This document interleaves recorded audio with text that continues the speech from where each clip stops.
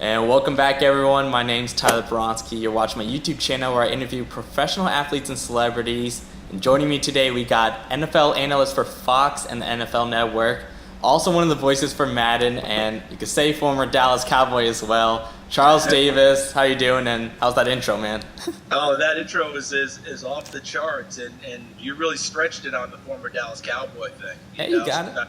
Because I got cut in training camp, I had that, what I say, a cup of coffee, but it was really a splash and it was decaf. So. Right. We had a sportscasting seminar with him. For those that don't know, I attend the Dan Patrick School of Sportscasting at Full Sail University.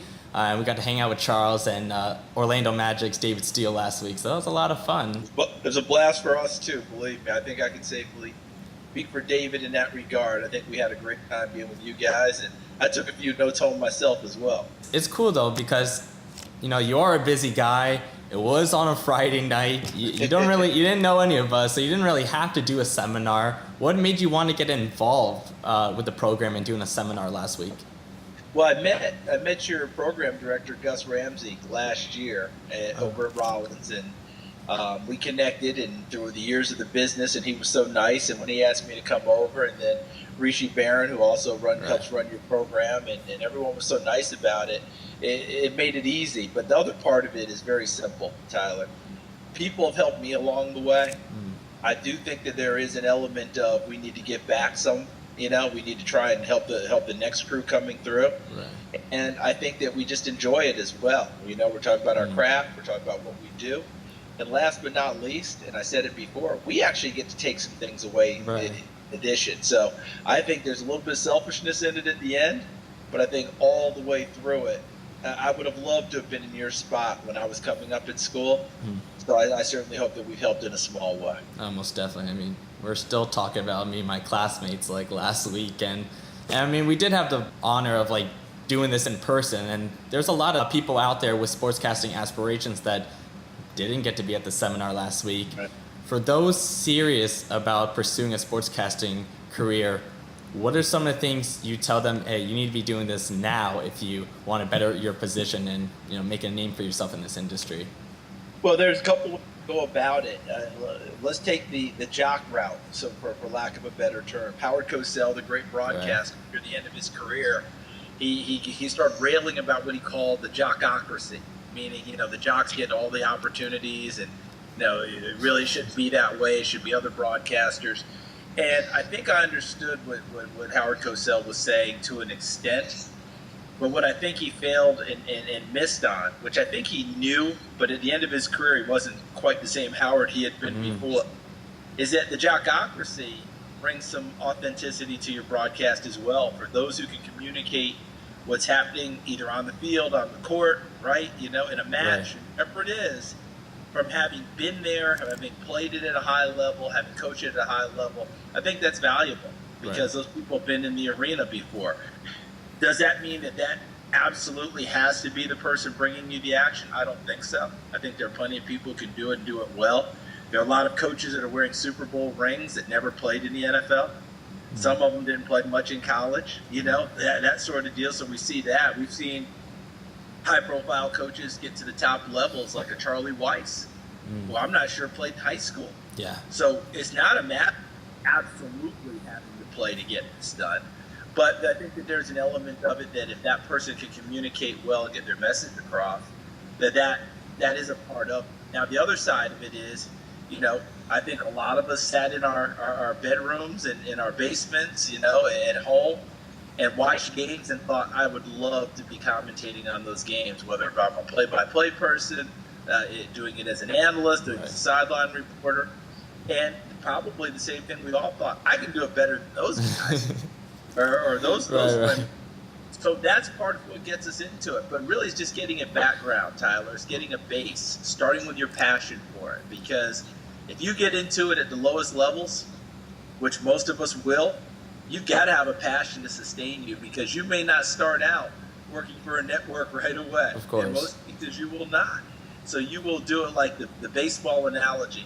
You'll ride the buses in the minor leagues for a while, but you keep working at your craft, getting the schooling, getting some tutoring along the way, watching others and seeing how they do it and saying that works for me, this doesn't work for me, and really honing to, what did David Steele say? Be the absolute best you. Finding a way to be you through that, that's a big deal. Now, does schoolwork come into it? Of course it does. A place like Full Sail, invaluable. Experience. Yes. Experience. Yes. To one word. It's trial and error. It's trying things. Some things will hit, some things won't. But don't be afraid to try it and continue to expand your repertoire. And you'll figure out what's good for you and what's not. Someone like Gus and Arishi, they'll tell you, hey, that's really not going to work for you. But at the same time, you'll also know it inside too. You know it internally. So just keep giving it the best effort you can give it. I want to ask you, Charles, real quick, and we talked about this last week, the 2007 Fiesta Bowl, that call, the Boise State overtime win over Oklahoma, and I cannot believe that was the first time you had seen that call. Blows my mind. It's one of your most famous calls. I'm going to put it on the screen for the people to watch so they have an idea of what we're talking about. I'll play back the call, but can you dissect to the people after they watch this call why this is such a great call and why you felt this was such a turning point for your career moving forward? Let's take a look at this. Bransky, I still think him with some type of run-pass option going to the right. Boise State for the win. They hand it off to Johnson. Boise State has won the Tostitos Fiesta Bowl. Can you believe it? This probably goes down in the history of college football as can be argued as the best game ever. Well, for me, in looking back at the reason I had never seen it before, mainly, was after the game. The game ended well after midnight, okay, on the East Coast. So after the game, I just went back to the hotel, and very early the next morning, I had like a 6 o'clock flight the next morning. I had to go to work at NFL Network. So I had to fly from Arizona to Los Angeles the next morning. So I never, watching the game back, doing all that, I had things I had to do, so I just never watched it. And then as time went on, for whatever reason, I didn't. Bottom line was, that game, Boise State set the pace. Oklahoma came back at them. Oklahoma was bigger, stronger, faster at most positions. But Boise State had played, they played them off their feet for most of the game. And by the end, got into overtime. I just had a sense that if that game kept going, it was tilted to the advantage of Oklahoma. And I felt like Boise State knew that. So the first carry in overtime, if I remember correctly, Oklahoma got the ball first in overtime, and Adrian Peterson sliced through them on the first carry of overtime and stepped into the end zone like it was nothing. And that put Oklahoma up 7 after the extra point. And immediately in my head, I thought, I'll bet you Boise State realizes they're out of gas at this stage. Right.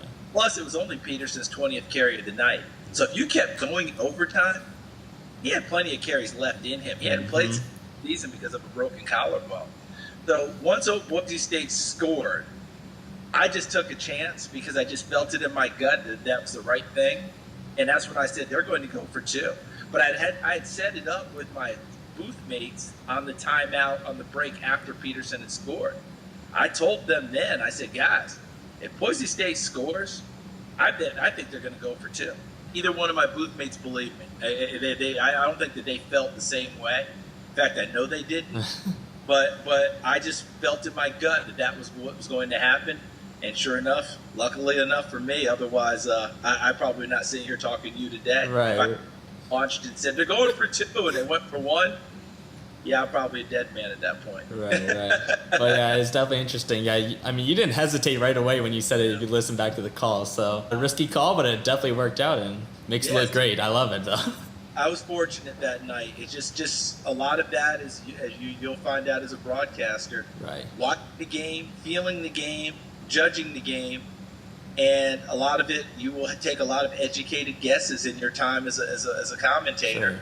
Some you'll get right, some you'll get wrong, but I'll bet you overwhelmingly you'll get them right more than wrong. That's what makes you a good one. Charles, last thing for you. I do have to ask you about the Madden experience because, I mean, kids my age, we're playing Madden all the time. We love that. Yeah. We love that video game. So I'm curious, though, about the procedure of doing a voiceover for a video game like this. I just imagine you being in a room with a microphone like this and them just feeding you lines. Hey, Charles, we need you to say this player's name. Charles, say the sentence.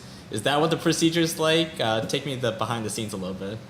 Tyler, you're on target for some of it. There's no doubt about it. We get scripts. Now, it's myself and my partner. His name is Brandon Gaudin.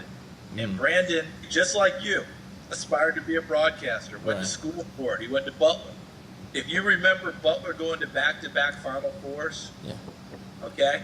The second Final Four, Brandon was the voice of Butler at that time. He now? The play guy. Okay.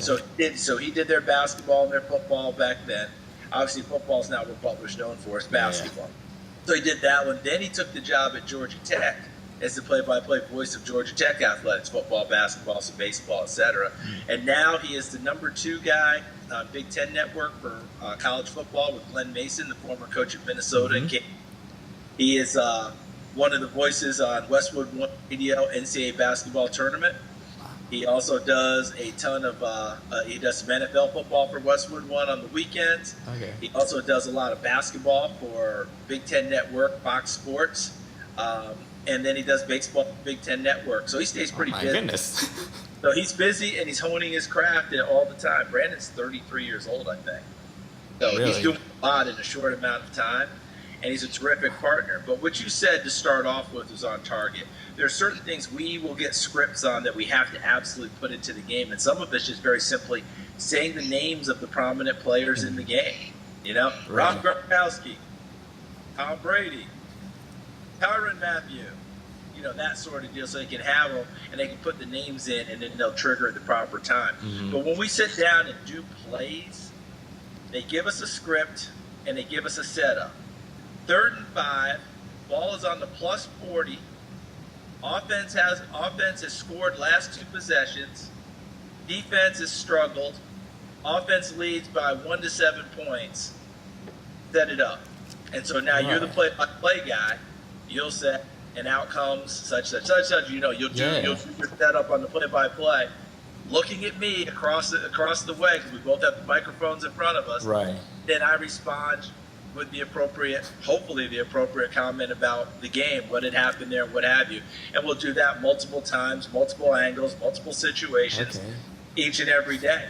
So right now, you and I could actually be voicing Madden segments, but this is how we do it. There's no video, Tyler.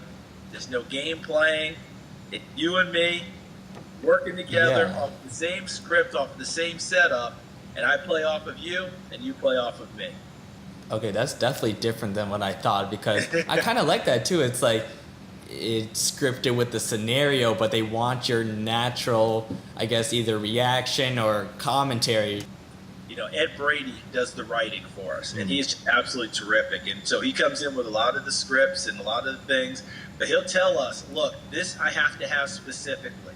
And he'll have a line in there and he'll say, I have to have it. It has to go into the game. Right. Then plenty of times he'll say, this is blank for a reason. You guys fill it in. But the scenarios are set up. So someone sits in the room, in the booth next to us. So we're in a booth in a little sound area, right? Yeah. So you and me.